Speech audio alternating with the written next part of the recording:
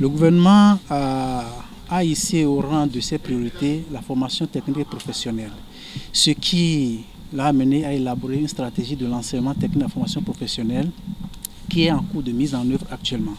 Puisque c'est l'enseignement secondaire général qui fournit les apprenants à l'enseignement technique et à la formation professionnelle, il est nécessaire d'élaborer une stratégie de l'enseignement secondaire général en cohérence avec celle élaborée au niveau de l'enseignement technique et de la formation professionnelle. C'est ce qui a justifié donc cette initiative dont nous sommes en train de faire la validation aujourd'hui.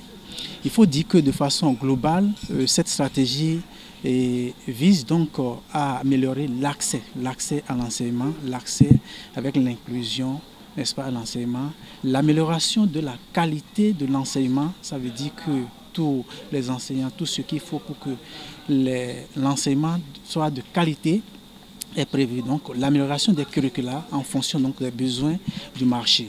Il faut améliorer également le cadre législatif pour permettre, n'est-ce pas, la mise en œuvre efficace de cette stratégie en cohérence avec la stratégie de l'UFTP, puisque la tendance était, n'est-ce pas, était que plus de 110% des apprenants existaient donc dans l'enseignement secondaire général. Il faut que l'on essaye de manière à ce que la tendance soit inversée. Et donc c'est pourquoi il faut mettre en place des dispositifs qui permettent réellement d'inverser la tendance qui s'observe aujourd'hui au niveau de l'enseignement en général.